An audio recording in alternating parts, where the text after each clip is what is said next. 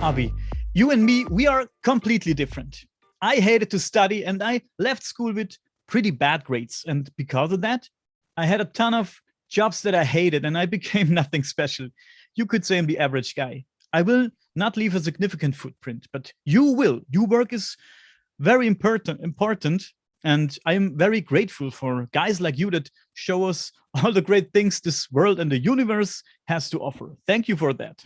First things Well, first. thanks for having me. But actually, I regard myself as a farm boy. You know, I haven't changed much since I was a child. And the reason I'm doing science is because it allows to maintain our childhood curiosity. I can ask questions and try to answer them. And you know, when I was a kid, the most vivid memory for me was a dinner when I would ask a difficult question and the adults in the room would pretend that they know the answer. It was clear they didn't know the answer, they were just pretending. And that was the good situation. A worse situation was when they dismissed the question altogether. Just because they didn't know the answer and they said it's not interesting. Well, I thought that by entering science, I will be surrounded by like-minded people and I will be able to pursue questions like that and using the scientific method. But at least on the subject that we will discuss in a few minutes, I realized that still many of the adults in the room pretend that they either know the answer even though they don't know, or they dismiss the question. Very interesting. Because you talked about when you were younger, I grew up with Star Trek, and I said it before this week. I talked to Robert Fleischer. He interviewed you also some time ago. That I love the 1970s Captain Kirk. This is my all-time favorite. And I grew up with a lot of science fiction movies like E.T., Star Wars. I love this one movie that's called Enemy Mine. It's the story about an alien and a human who were enemies at first and became friends later. It's a great movie. What about you? When you were younger and still in school, have you been a good student? Or I was interested mostly in the big questions. School was just a way of acquiring knowledge for me. It was not a matter of, you know, it's not like in sports where you are trying to run the fastest. For me, it was more curiosity about what the world is, you know, what the reality that we are surrounded by is. And I should say that science fiction was never interesting or a pleasure for me because it violated the laws of physics that I learned. And I couldn't enjoy the aesthetics of it because it always looked to me as if it's not real. And, you know, the one thing I don't like is virtual reality. I do love reality. And as a scientist, I'm trying to figure out reality, you know, using experiments, using data, being guided by evidence. And, you know, nowadays it's becoming very fashionable to talk about the pleasures that you can get from virtual reality by putting goggles on your eyes. To me, it's just like a delusional drug that can cause you, can bring you pleasure, but it takes you away from the reality that all of us share. I mean, you have your own reality, your own virtual reality. And it's a very natural tendency for people to prefer virtual realities because this way they can feel much better about themselves. You know, for many millennia, humans thought that they're the center of the world, the center of the universe, and until Copernicus and Galileo showed that, in fact, it looks like the Earth is moving around the sun. And of course, you know, the philosophers at the time did not like this idea. They put Galileo in house arrest, and today they would have canceled him on social media. And the point is, if you were to ask them, if you went back 4 centuries and asked these philosophers to design a space mission to some celestial body, they will get it wrong. They will send a rocket and it will not get to its destination because they had the wrong view of reality. So you can have your virtual reality where the Earth is at the center of the universe. You can even convince everyone around you that it's correct. You can put other people in house arrest, but it will not change the fact that the Earth moves around the sun. So when you are confronted with the actual reality, you will get things wrong. And that's really the danger of believing in virtual reality. So for me, science is an opportunity to learn more about the reality that we all share. And, you know, I was at the Washington National Cathedral in a special forum a month and a half ago, and on the stage was Jeff Bezos, and he was saying how Star Trek inspired him. And when he got very wealthy, his dream was to actually, establish space tourism. And that's what he's doing now. And next to me sat the director of national intelligence in the US, Avril Haines. And she said, actually, I was also very fascinated by Star Trek. And I told her Star Trek was never interesting for me as a scientist, and she said, well, we need to work on you. But the point is, I don't apologize for that. I want to pursue science, and I enjoy fiction. I don't like science fiction, that's all. But I do think that we are most likely not alone. That's out of humility. When, for decades, I studied astronomy and realized, that we are just a small piece in this big environment that we call the universe, the cosmos. And, we tend to think that the play is about us, that we are the central actors in the play. But the one thing you notice is we just came at the end. 13.8 billion years after the Big Bang, the universe existed for so long, we just came in the last moment. And then we are not at the center of the stage. So it's clearly the play is not about us. That's obvious. And we just need to check if there are other actors around us. And, most people say, oh, yeah, we might be the only intelligent species in the world. And of course, that flatters our ego. That's a virtual reality that everyone wants to live in, because then we are very special, unique, and privileged. I don't think so. Whenever we thought that we are privileged, we ended up being wrong. We are not at the center of the universe. The Earth-Sun system is not rare. Roughly half of the sun-like stars have a planet the size of the Earth, roughly the same separation. So here again, we are not privileged. We should start from the assumption that whatever we see here is common. That something like us existed billions of years ago, because most of the stars formed billions of years before the sun.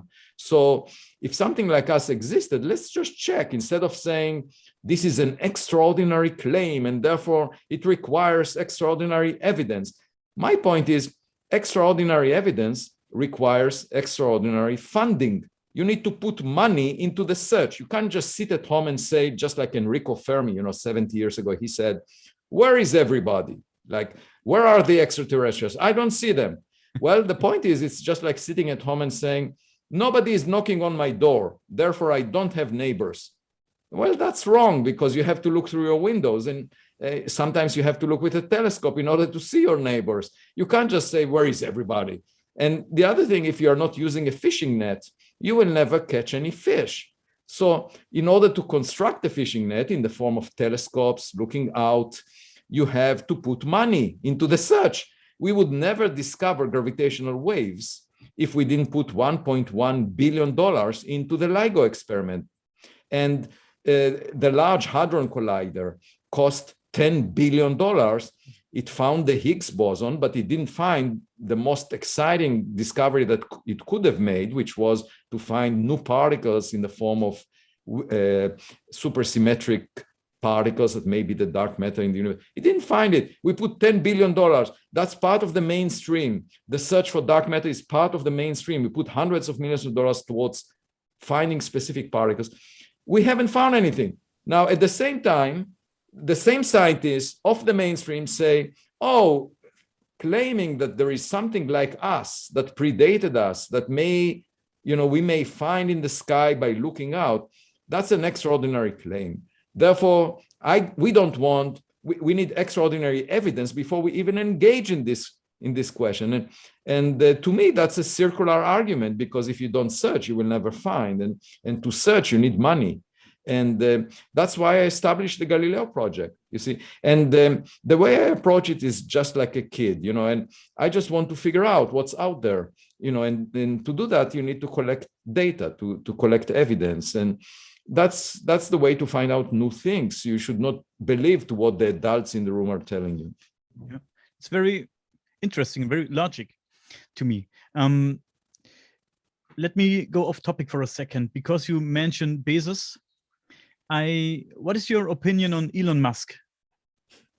Yeah, so in fact, I was interviewed for the Today Show just a couple of days ago on NBC in the US, and I was asked whether I contacted Elon Musk, and I said not yet. And then the reporter suggested communicating to Elon, and we shall see if I get any response from that. And but I think he is a visionary, and he also thinks outside the box. And I very much hope that he would be interested in funding, for example, the Galileo Project that we have, which is aimed at scientific research, trying to build new telescope systems to find evidence for equipment from extraterrestrial technological civilizations near Earth. And, you know, there are some intriguing reports. For example, the first interstellar object that we found was Oumuamua, and I discuss it in my book, Extraterrestrial. It didn't look like any comet or asteroid, any rock that we have seen before. It was very unusual, and the anomalies that it showed were explained by mainstream astronomers as being an object of a type that we have never seen before, like a chunk of frozen hydrogen, a chunk of frozen nitrogen, a cloud of dust particles. These are things we've never seen before that we don't have in the solar system. And nevertheless, that was the explanation. So I say if it's something we've never seen before, it may as well be artificial in origin. Mm-hmm. So that's one intriguing fact. And part of the Galileo project is to design a space mission that will bring a camera very close to an object like Oumuamua and take a close-up photograph, because, you know, a picture is worth 1,000 words. And in my case, it's worth 66,000 words, the number of words in my book. I wouldn't need to write a book if we had a high-resolution image of Oumuamua. Mm-hmm. And then the second branch of the Galileo project was triggered by the report of the Director of National Intelligence to the US Congress, saying that there are objects in the sky whose nature is unclear, they're doing strange things. And this month, the Congress decided to establish a new office in the US government that would assemble all this data, coordinate between the different sections of government where military personnel report about such things, and then try to analyze and examine this classified data. Now, this data mostly is not available to the public. It's collected by government-owned sensors that are classified because the US government doesn't want the adversaries to know how it's monitoring the sky. And so the data itself is classified, but very serious people talked about it as a serious matter. And therefore, I think that it's time for scientists to also look at the sky, not just military personnel. And that's what the Galileo Project plans to do. We are assembling the first telescope system that we will put on the roof of the Harvard College Observatory in the coming months. And once it works according to specifications, we will make copies of it. And currently we have $2 million, so we can make maybe 5 copies. If Elon Musk was interested in supporting us, you know, what we need is really 100 million so that we can have hundreds of such telescope systems looking at the sky in different locations. And the point is that you need a large number so that you cover enough of the sky so that you can get good statistics of these unidentified objects. And that's the level of funding that we need, of order $100 million to accomplish this goal. And the point is, it's just like a fishing expedition. You know, we don't know what we will find. We will make the data open to the public, and the analysis would be completely transparent. It's the first scientific project, and it brings together more than 100 scientists. And we're building our own telescope systems because currently there is nothing that can do the job. And we will have artificial intelligence, machine learning algorithms that will analyze the data, trying to identify whether we're seeing a bird, a drone, an airplane, or something else. And we will get high enough resolution to be able to tell the nature of these objects. And we will observe them both in the infrared, the optical, the radio, and maybe also audio signals, sound signals. And altogether, we will try to collect as much data as possible and make it available to the public. And I do think that it's time for scientists to look seriously into this subject so that we can clarify what is the nature of these objects. Everyone wants to know, and the public speculates, and the scientific community ridicules the subject. I think it's just inappropriate. And many of the revolutions in science were initially ridiculed or stigmatized, and then eventually they became mainstream. I have several such examples in my career alone, where I worked on a subject that was ridiculed and then became the hottest thing, like gravitational wave astrophysics became the hottest thing. And when I gave a lecture about it just a couple of years before the first gravitational wave signal was discovered, another lecturer in the winter school that I attended stood up and said, why are you wasting the time of these students on a subject that will never be important in their careers? And the students were still doing their PhD during the time when the first gravitational wave signal was discovered by the LIGO experiment. And a few years later, the Nobel Prize was given for that. And now it's the most exciting frontier in astrophysics. Another example is when early in my career, I worked on the first stars, I remember back then there was a reviewer of a scientific paper that said that this paper should not be published because it talks about methods to detect galaxies at very early cosmic times. And we all know that at those early times, there were no galaxies. And afterwards, I wrote hundreds of papers, published 2 textbooks that demonstrated or made the case that the first stars formed actually when the universe was 100 times younger than this reviewer thought. And now the James Webb Space Telescope is about to be launched. And its main goal is to discover the very earliest galaxies in the universe, the first light, the first stars. Mm-hmm. So now it's completely accepted that this is a frontier that everyone should work on. But back then, the reviewer was basically saying this paper should not be published. There are no galaxies at those early times. And to me, all of these examples illustrate that there is narrow-mindedness in the scientific culture. And I have a déjà vu feeling now with the search for technological equipment from other civilizations. Since you talked about a project, the Galileo Project, Robert Fleischer told me about a project where Luis Elizondo and Chris Mellon are involved. Is this the same project? Yeah, they approached me once we established. So we have more than 100 scientists, and the 2 of them spoke with me, and they were interested in joining the project. And they are advocates of studying unidentified aerial phenomena. I also have people that are skeptics about whether these are from extraterrestrial origin, and such as Seth Shostak or Michael Shermer. Because my belief is that irrespective of what your initial prejudice or opinion is, eventually the data will guide us. We will see what these objects are and we can figure it out. It's not a philosophical question. And so I would like to have people with different opinions under the same tent so that we can converge to the right answer. And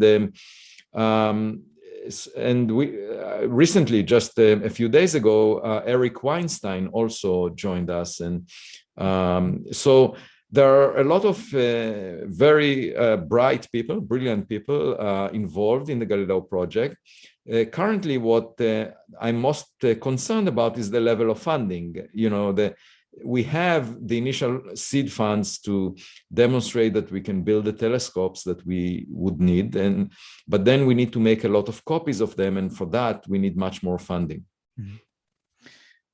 Let's talk a little bit about Oumuamua. That's what we're here for. When I first heard about Oumuamua, what came to my mind was a novel. I know now you don't like science fiction, but what first came to my mind was a novel written by Stanislav Lem, which is called Astronautsy in original. It's called The Astronauts in English, I guess, in which they find a mysterious piece of metal which came from an alien spacecraft that exploded something like 100 years back or so. I don't know exactly. They find out that it's something like a hard drive which contains a lot of information about our Earth. And so they slowly start to realize that we might have been spied on a little bit by aliens. And that's not too far away from your theory, I guess. Yeah, that's very interesting because, about a month ago, my wife noticed a person on the street looking at our house. And she was worried that it's a stalker, that someone that read my book and, is looking at the house. And so I went out and spoke to that person and I said, who are you? And why are you looking at our house? And he said, well, I used to live at that house 50 years ago. I was a small kid back then. So I invited him to the backyard and he told me that his father buried the family cat, whose name was Tiger, in the backyard. And I said, well, that name sounds familiar because I saw a tombstone with the name Tiger in the backyard. I showed him the tombstone and I was worried that something much bigger is buried under this tombstone because of the name Tiger. Turns out to be a cat 50 years ago. So to me, that illustrated a very important lesson because basically you should welcome guests.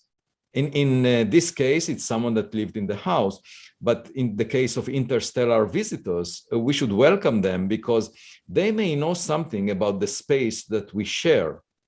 And they may know something about the solar system, about our ancient history, if we go back not just 10,000 years, the way that recorded human history is. We have no record beyond 10,000 years from humans writing down what happened. And that's just 1/1,000,000th of the age of the Earth. So it's quite possible that if we have any interstellar guests, they will tell us things we don't know about our past, just like the guest to my house explained to me what this tombstone tiger means. Like 50 years ago, a cat is underneath.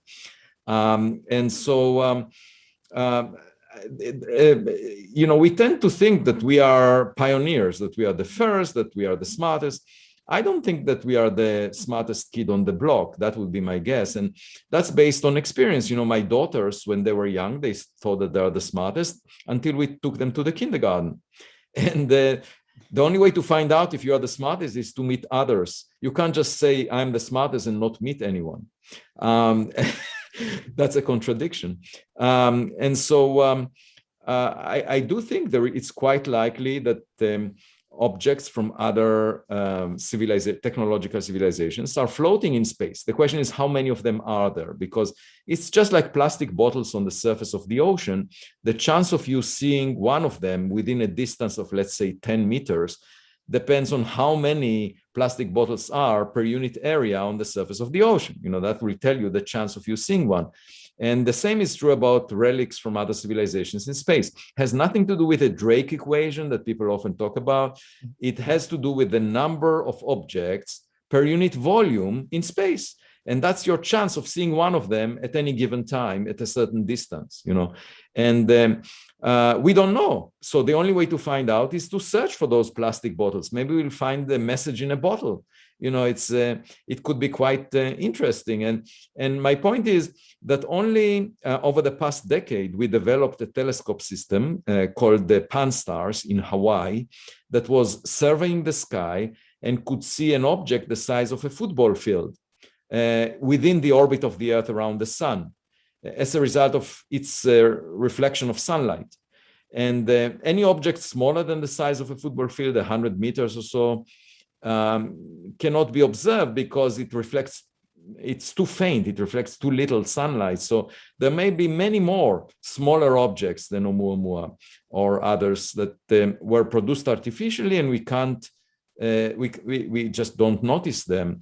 And moreover, if some of them are moving really fast, if they are moving at a fraction of the speed of light or much faster than rocks, then all the astronomical surveys would never notice them because we are designing the surveys to look for rocks. Okay, that's the kind of thing that astronomers saw over the years. And rocks in the solar system move at 1% of the speed of light, very slow, 10,000 times less than the speed of light. But if you had an object moving at a fraction of the speed of light, like very fast, the astronomers would just simply ignore it. The software will not even analyze that data because it moves too fast. If you catch it in one frame, you might not see it in the next frame, and so when we say we haven't seen anything, it's because our fishing net, has big holes. And it reminds me of a story of a fisherman that went to sea and came back and said, I discovered a new law of nature that all fish are bigger than 2 centimeters. And then someone asked him, what's the size of the holes in your fishing net? And he said, 2 centimeters. So when Enrico Fermi said, where is everybody? He didn't even have a fishing net. He asked the wrong question. First of all, it was presumptuous of him to say, why aren't they just in front of me in Los Alamos in 1950? Like, why would they be exactly in 1950 in Los Alamos in front of him so that he can say, oh, here they are? It's completely presumptuous to assume that they need to be in your backyard having a party when you want to see them. And the second thing is not only, that he was talking about a very specific time in history out of the 4.5 billion years that the Earth existed. Maybe they visited 100 million years ago. Nobody would notice, So how can you say, where is everybody? And then the second point is he didn't have a fishing net. So how can you catch fish? You sit next to the ocean and you say, where are all the fish? Now, if you don't put a fishing net, you will not catch anything. So the correct question is, how can we fund a search that would be able to put constraints or find interesting fish? That's the practical question. That's the correct question. Enrico Fermi asked the wrong question.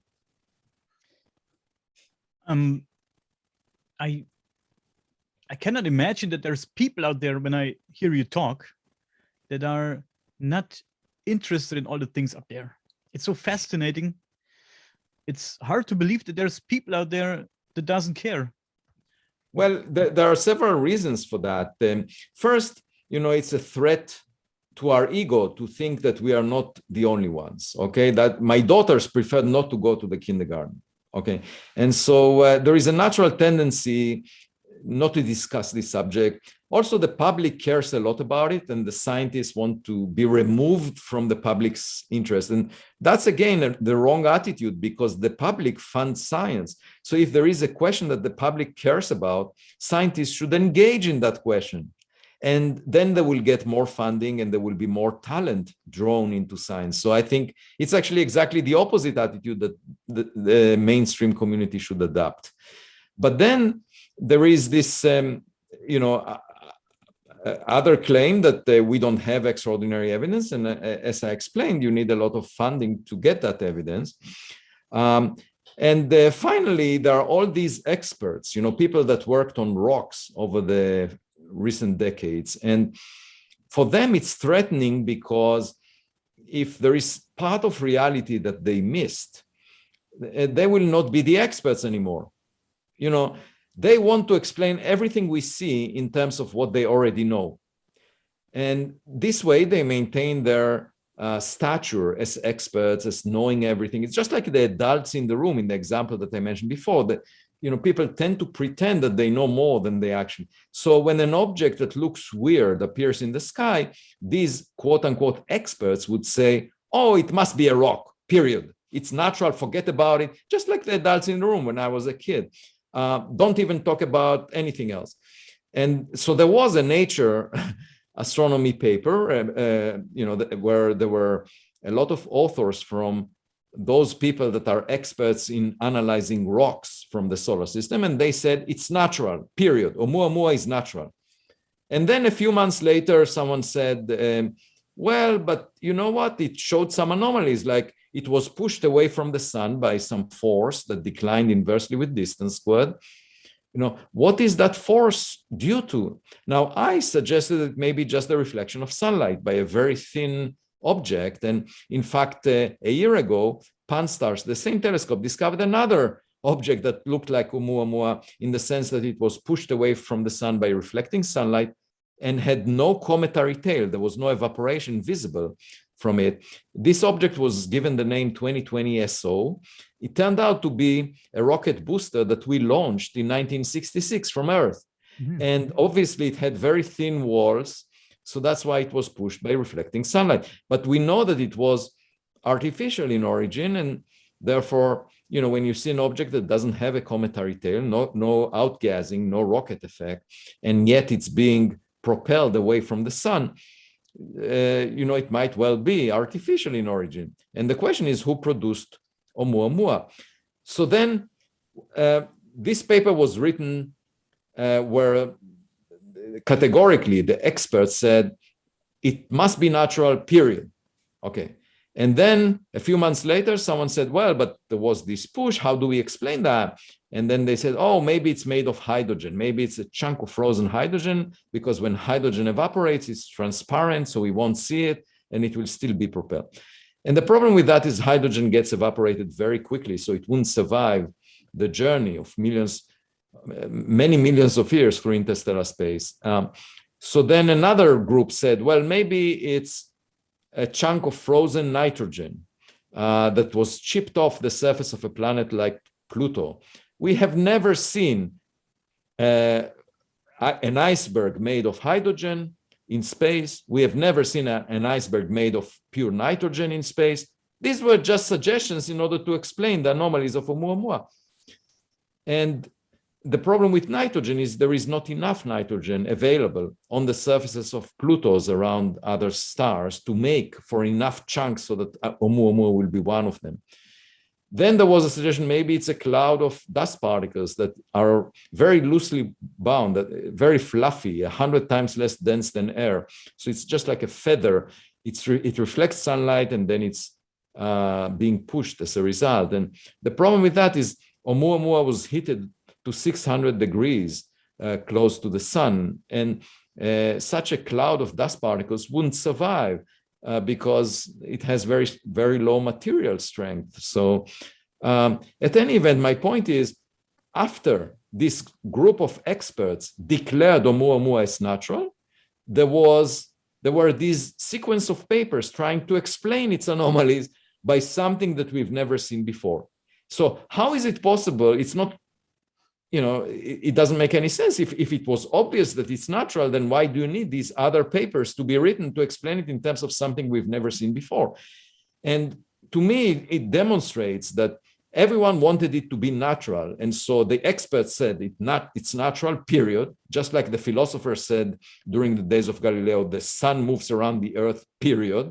And when you have authority, when a lot of people come together like a herd, then and they ridicule any other discussion, then that establishes in their mind that it must be right. And everyone comes together. It's just like, a shepherd has a crook that to keep all the sheep in the herd, and ridicule and writing such papers with a lot of people on them is the way to keep all the sheep within the herd.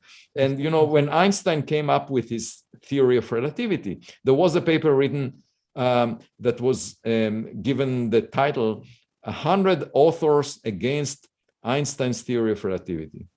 And Einstein was asked about this book, and he said, well, if they have a good argument, why do you need 100 authors? It's sufficient to have one that makes the case. Why do you need this authority of a lot? So the same happened with Oumuamua. All these experts about rocks in the solar system came together and said, it's a rock, period. And then after them, a few people that were honest started saying, well, but it has this anomaly. How do we explain it? And then they came up with things that we've never seen before. And my point is, if it's something we've never seen before, it could also be artificial. And why should we ridicule this possibility rather than being frustrated with the response of the mainstream, I decided to establish the Galileo Project, which is basically trying to assemble the data that will guide us, that will tell us about the nature. And when we have a high resolution image of the next Oumuamua, we can tell if it's artificial or a nitrogen iceberg or a hydrogen iceberg. And if it's a nitrogen iceberg, so be it. We learned something new. We learned about nurseries that make objects that we've never seen before, that are completely different from the solar system. And we learned something new. So that would be very interesting for us. But I think what the experts want is for this to be brushed under the rug. So basically, forget about it. It must be natural. We don't need to discuss it. And that kind of a response I find as non-scientific, because we are supposed to be curious. We are supposed to be excited about things that are not conforming to what we expected. And the mainstream admits that it's not according to what we expected, because otherwise, why would we speak about nitrogen icebergs? If it was according to what we expected, as the original paper claimed, then the paper about nitrogen icebergs would never be published. But when it was published, the mainstream went ahead and said, yes, it's nitrogen iceberg. That's why it's natural. But before that, it claimed that it already knows that it's natural before talking about that. So my point is, if it's something we've never seen before, you should be modest, humble, and say, that's a possibility. But it's very intriguing because, it's something that we have never seen in the solar system. And it's the first interstellar, that is the first object that we see from outside the solar system.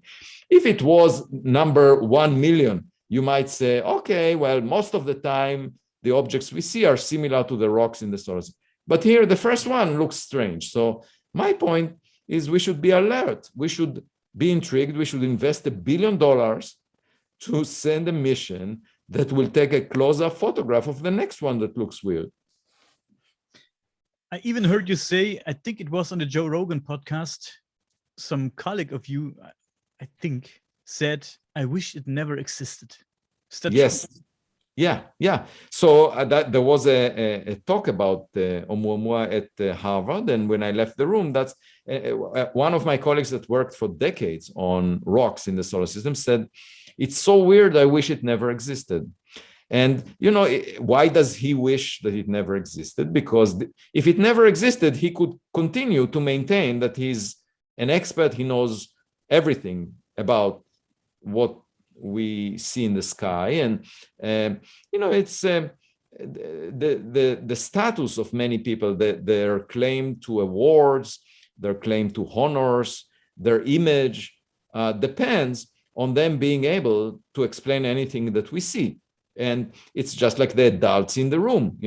This is not a joke. It's in everywhere. You have adults in the room that are pretending to know more so that they can maintain their status. But the point is that science is not about the adults in the room. Science is about reality. So it doesn't matter how many likes an idea gets on Twitter.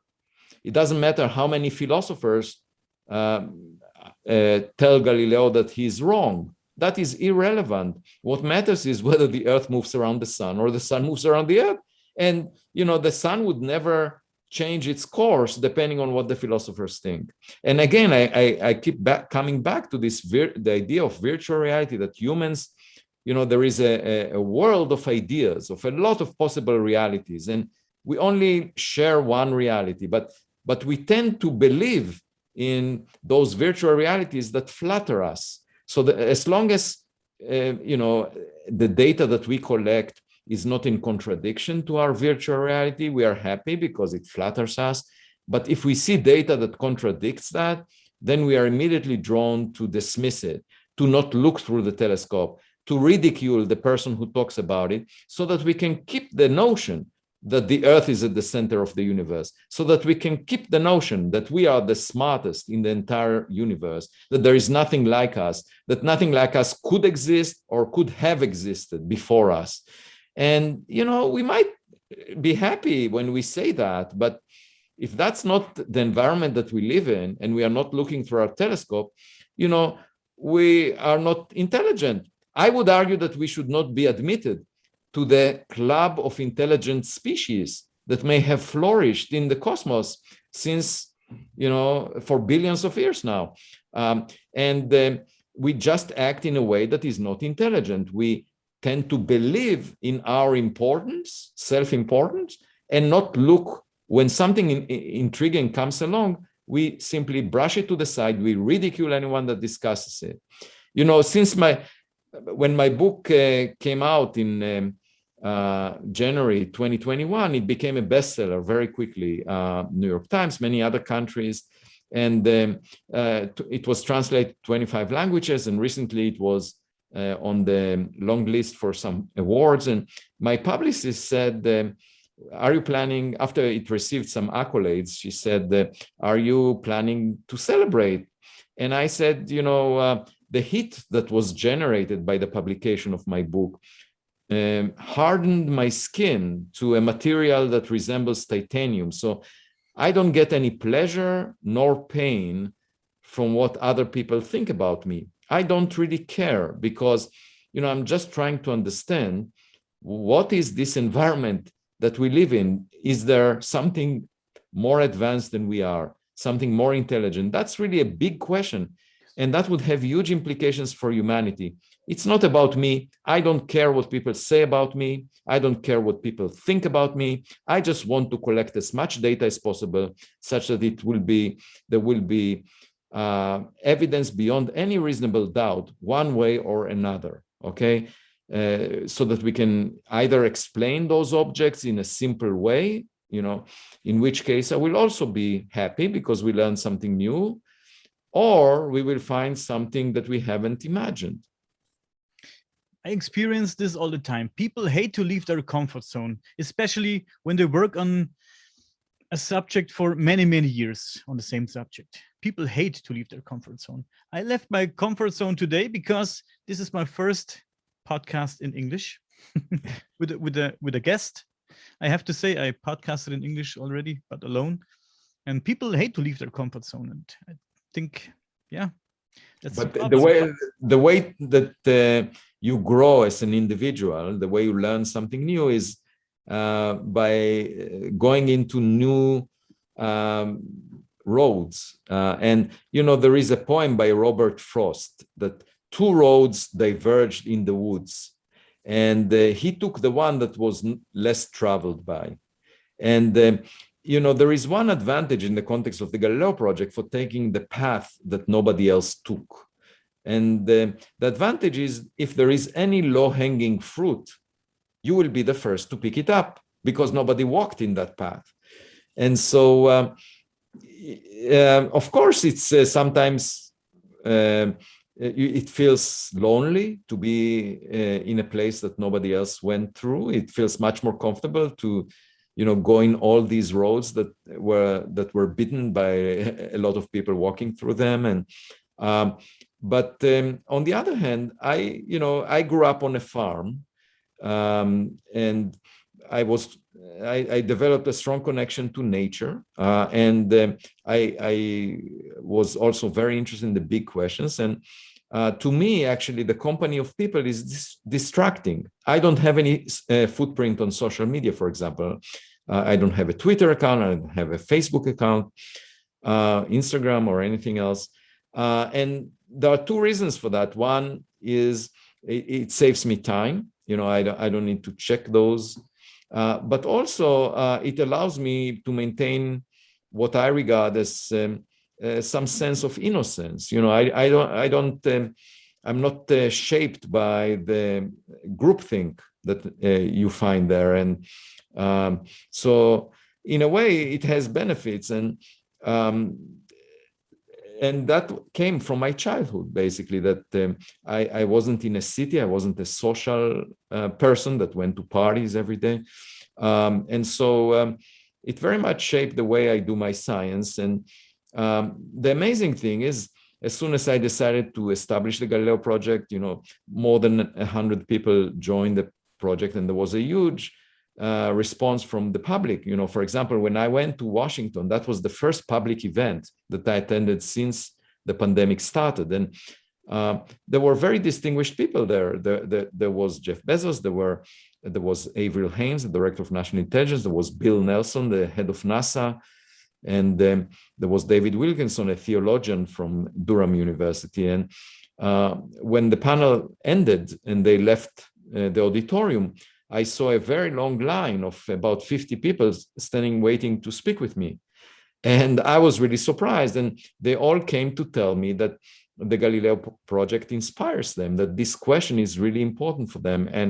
And they very much value what I'm doing. And to me, that was the biggest reward, and I never imagined that because during the pandemic, I was pretty much at home. And as soon as I got to the National Cathedral, I came with a taxi and I opened the door of the taxi and someone from the street said, "Are you Avi Loeb?" And I was really struck by that because nobody knew me, years ago if I were just out in the street. And so at least the public, I should say, has its heart in the right place. I think eventually the intellectual culture will change enough such that it will become mainstream also in academia to examine this subject. And the government, surprisingly, the government, which is a very conservative organization in the United States, decided to establish an office that will cost money and a lot of people involved.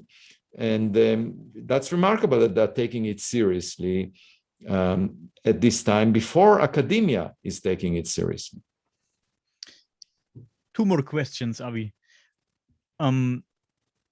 Let's go science fiction a little bit. I know you don't like it, but let's say tomorrow we find out about an alien civilization that is similar to ours, maybe not far away, but they don't know about us. Okay. What do you think would be the smartest thing to do? Let me throw in the name Stephen Hawking. He said, right. Yeah, go ahead. He said, we should not say hello. Right. Yeah. So when you enter into a room full of strangers, you better not speak out. You better listen first to see if there are any predators in that room. That's definitely true. And I agree with Stephen Hawking about that. But the point is, I don't think the encounter would look like that. I don't think we will have a conversation. So the way I think of this is a technological civilization existed 1 billion years before us. Okay, because time in the universe is measured in billions of years. You can't just imagine them being exactly at the same phase as we are, using radio waves to transmit information and so forth. That, we started doing that only 126 years ago, transmitting radio waves with Guglielmo Marconi. And that's only a very recent event in the history of the Earth. Okay, and why, if they started developing technologies, they would be 1 billion years off. So they could be 1 billion years more advanced than we are, and of course it would look like magic. I say that an advanced scientific civilization is a good approximation to God, because it would be able to do things that we assigned to God in the past, like creating life in the laboratory, perhaps even creating a universe, a baby universe in the laboratory, if they understand how to unify quantum mechanics and gravity. But at any event, I think the encounter would involve equipment that they send into space, not biological creatures, because biological creatures cannot survive the very long journey, and the conditions are hazardous, that there is bombardment by cosmic rays and energetic particles and so forth. So it will be equipment that is possibly contains in it artificial intelligence and 3D printing capabilities. And artificial intelligence means that it's just hardware, but it can outsmart us. It can think, it can adapt to changing circumstances, learn from experience much better than the human brain can. It can process much more data. So the way I imagine an encounter is a piece of equipment that has artificial intelligence, and it's not as if it's engaging in a conversation with us. It's trying to collect information for some purpose, okay? And the question is, what is the purpose? What is the intent? And of course, it's just like breaking a code, and we might need to use our own AI systems to interpret their AI systems. And we might not figure it out. We have to be careful not to behave like the citizens of Troy when they let in the Trojan horse, assuming that it's very innocent. But I don't think we will have a conversation. I think what we will see is some object that behaves in some strange way. And then the question would be, what kind of information is it seeking? And then how does it respond to what we are doing? And then we will have to make the very difficult decision whether to engage with it. And I'm worried that, even if we establish an international committee, currently there is no protocol for what to do under these circumstances. So if the Galileo Project finds such an object, we don't know what to do with it. There is no international agreement, there is no committee, there is no body that will decide how to engage or react to it. But it's a very difficult decision, and also, if there is such a body, such an organization, I'm worried about other people doing the wrong things, like, for example, engaging with this object in ways that would trigger some bad outcome for us, so it's really quite an open question as to how do we make sure that all of humanity acts responsibly, and that we make the right choices about how to engage with something that is far more advanced than we have. Okay, and the way I think of this is just like a caveman that finds a cell phone, and the caveman initially thinks it's a rock. That's what my colleagues said about Oumuamua, that it's a rock of a type that they've never seen before. Okay, that's what the caveman would say about a cell phone. But then the caveman could say, if someone else says, well, it may not be a rock, so the caveman might say, well, this is an extraordinary claim that it's not a rock. It's simply a rock of a type that we've never seen before, but it is still a rock. And then if the caveman throws it away, that will be the end of it. Just like the philosophers not looking through the telescope, or my colleagues saying it's not extraordinary evidence, therefore we don't need to consider anything. Then throw away the cell phone and you're done with it. You maintain your ignorance. But on the other hand, if you imagine a young caveman, a kid, finding this cell phone and saying, well, my parents say that it's a rock, but I want to figure out what it is. So then he would press a button and record his voice, press another button, record his image, and say, look, it's not a rock. And I think we can, in principle, figure out that an object is not a rock. Okay, that even a caveman can figure out, and we can figure out. But the more sophisticated question, so what is it? That will take us a while. But we can definitely answer the question whether it's a rock, even whether it's a nitrogen iceberg or a hydrogen iceberg. That's what the mainstream of astronomy is saying right now. It's a nitrogen iceberg. Well, if it's a nitrogen iceberg, we will see when we come close to it, we will see that it's a nitrogen iceberg. Or if we land on it, we would see that it's made of nitrogen. Okay, so let's figure it out. Like this kid, let's try it. Okay, rather than say it's a nitrogen iceberg and anything else is an extraordinary claim.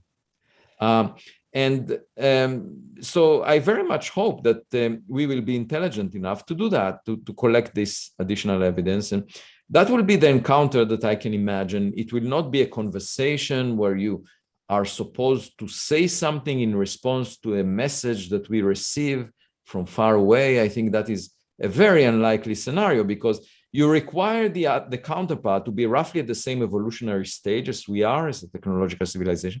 You require them to use the same, means of communication that we are using, like radio signals. And you require them to live, to exist at the same time that we are looking. It's just like having a phone conversation. You need your counterpart to be active when you're calling. If your counterpart died, you cannot have a phone conversation. But if your counterpart sent a package to your home address and died, you can still receive the package. So it makes much more sense to do archaeology, to look for objects that were produced by, cultures that may not be around anymore. And, that will tell us what they had, what capabilities they had. Very interesting. Thank you. The last question that I have in my mind is, what was the last non-science book that you read? I know it's not science fiction. That's right. It was a philosophy book. I enjoy very much philosophy, and I have a number of books that I mean, when I was young, I was mostly interested in existentialism. Jean-Paul Sartre, Albert Camus, or Nietzsche. I liked a lot. Excuse me, how young? A teenager, basically between the ages of 14 and 18. That was the time I was reading those books. Okay. The one thing, for example, about Friedrich Nietzsche that I really enjoyed was his sense of independence and free thinking and originality. He was willing to abandon notions that a lot of people believed as sacred at the time, and he was thinking independently about them. And existentialism in general is all about accepting our existence the way it is and not trying to shape it to something that is fancier than it is. Okay, so all of this ends up being consistent with my worldview right now, that we should just look for evidence, figure out what the environment that we live in is. That's sort of the circumstances for our existence, rather than have all these virtual realities in which we are the central players and we are the only ones and we are very significant. Let's start from zero. Let's assume that anything we find is not really unique and special, and build it from there. If we spend 40 years in searching for equipment from other civilizations and don't find anything, then we will be exactly at the same point as people that search for dark matter in the form of weakly interacting massive particles. They've been doing it for 40 years. They used hundreds of millions of dollars, not $100 million like I need for Galileo. Hundreds, much more money was spent, and we haven't found anything. And yet it's part of the mainstream. I asked an experimentalist, I said, how much longer will you continue to search for weakly interacting massive particles as the dark matter? You haven't found anything for 40 years. And he said, as long as I'm funded. So this is considered mainstream. This person gave the first lecture at a conference attended by mainstream astronomers. So we are searching in the dark for 4 decades in directions that didn't lead to any results. We haven't found anything. We spent lots of money.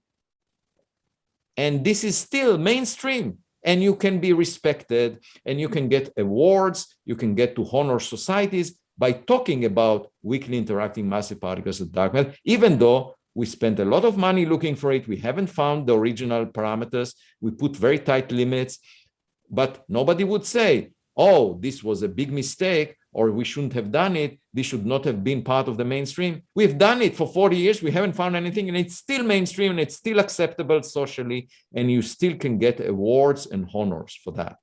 And I'm saying, if we were to invest the same amount of money starting now for 40 years in the Galileo Project, and we will not find anything, then we will be at exactly the same point as these mainstream scientists are.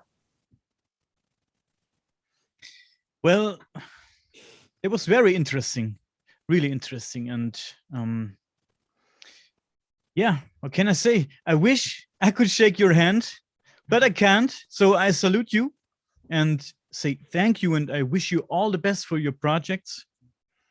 And thank you so much. And as we discussed before the recording started, half of my DNA is German in origin. That's from my father's side. And it's a great pleasure to be interviewed by you. I wish I knew German. We could have then had a more easy conversation for you. I think it was okay. I hope it was okay.